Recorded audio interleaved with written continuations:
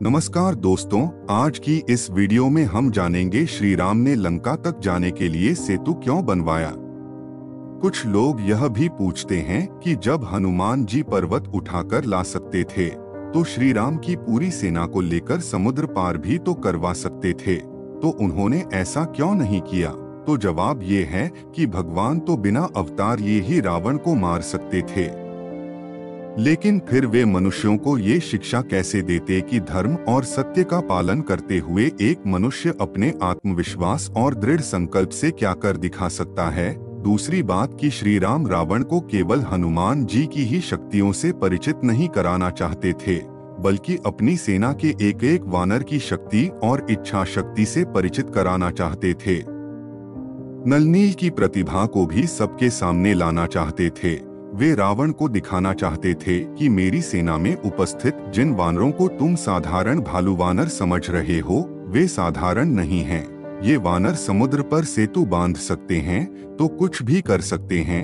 आत्म सीता जी को सम्मान सहित वापस लौटा देने में ही लंका की भलाई है। श्री राम धरती पर केवल अपना पराक्रम और अपनी महानता दिखाने के लिए नहीं आए, उन्होंने अपना साथ देने वाले अपने सभी भक्तों के चरित्र की महानता और पराक्रम को संसार के सामने लाने का पूरा अवसर दिया है। कहने का मतलब ये है कि रामायण, महाभारत आदि के अस्तित्व पर या भगवान की शक्तियों पर सवाल उठाने से पहले उनका सही जगह से, सही तरीके से और सही अर्थ लगाकर ठीक से अध्ययन करना जरूरी है, तो उसके बाद कोई संदेह या सवाल नहीं रह जाएंगे। हालांकि लोगों के मन में भगवान और उनकी शक्तियों के प्रति इस प्रकार के संदेह और सवाल आना कोई बड़ी बात नहीं है, क्योंकि जब माता सती तक को श्री राम पर संदेह हो गया था तो भला हम साधारण मनुष्यों की तो क्या औकात। आप तो यह कथा जानते ही होंगे कि सीता जी का हरण हो जाने पर श्री राम को रोते हुए देखकर माता सती सोचने लगी कि यदि सच में श्री राम भगवान हैं तो इनकी पत्नी का हरण कैसे हो गया। यदि श्री राम भगवान होते तो क्या ये इस प्रकार अज्ञानी की तरह अपनी पत्नी को खोज रहे होते।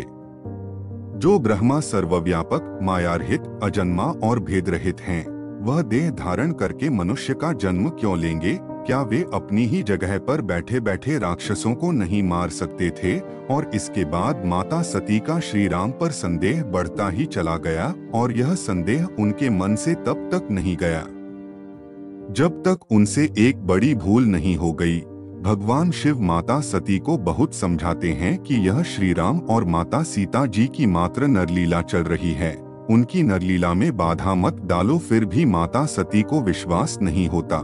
यहाँ माता सती की यह भूल पूरी मानव जाति को बताना चाहती है कि जब किसी अज्ञानता के कारण या केवल अपने दिल की सुनने के कारण जब आप कोई बड़ी भूल करने जा रहे होते हैं या किसी गलत रास्ते पर पैर रखने वाले होते हैं, तब ऐसे में भगवान भी कई तरह के संकेत देते हैं। यदि हम उन संकेतों को समझने की कोशिश करें तो इसीलिए ऐसे में आपको अपने दिल की सुनने के साथ साथ एक बार उस व्यक्ति की भी बात पर विचार करना चाहिए जो हमेशा ही आपका हितैषी रहा है। या जब आप भगवान पर या उनकी शक्तियों पर संदेह करते हैं, तब उसके बाद ऐसी परिस्थितियां बनती चली जाती हैं कि यह संदेह बढ़ता ही चला जाता है। कोई भी व्यक्ति या हितैषी आपको एक सीमा तक ही समझा पाता है। भगवान भी आपको किसी गलत रास्ते से बचाने के लिए एक सीमा तक ही संकेत देते हैं, लेकिन फिर यदि किसी सही व्यक्ति के बार बार समझाने पर भी आप नहीं समझते हैं या भगवान के संकेतों को समझने की कोशिश नहीं करते, तो इस प्रकार के संदेह या केवल अपने दिल की ही सुनने की आदत एक बड़ी भूल भी करवा सकते हैं, जिसका असर पूरे जीवन पड़ सकता है।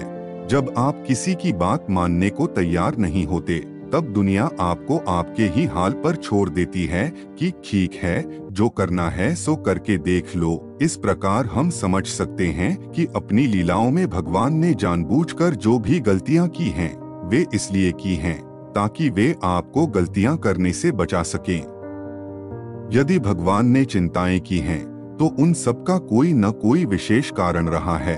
आजकल हम लोगों में कमी यही है कि हम लोग अपने ग्रंथों में लिखी बातों का अर्थ नहीं समझना चाहते, अपने मूल ग्रंथों को स्वयं ही नहीं पढ़ना चाहते और सनातन पर उंगली उठाने वाला कोई भी व्यक्ति जब हमारे ग्रंथों से कोई भी तथ्य आधे अधूरे ढंग से हमारे सामने पेश कर देता है तो हम उसे ही सच मानकर अपने ही धर्म और शास्त्रों पर उंगली उठाने लगते हैं या संदेह करने लगते हैं। अब जैसे भगवद गीता के अंतिम श्लोकों में से एक में भगवान श्री कृष्ण कहते हैं कि सब प्रकार के धर्मों का परित्याग करके मेरी शरण में आ जाओ, मैं समस्त पापों से तुम्हारा उद्धार कर दूंगा।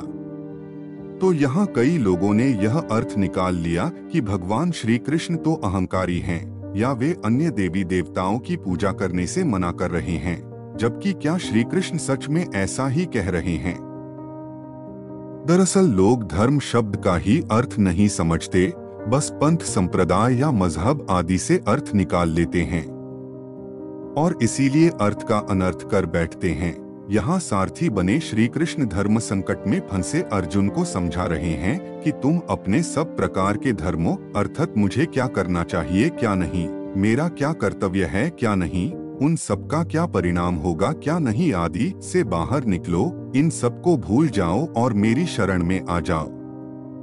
मैं तुम्हें सही मार्ग दिखाऊंगा, तुमसे कोई पाप या अधर्म नहीं होने दूंगा, डरो मत, मुझ पर भरोसा रखो।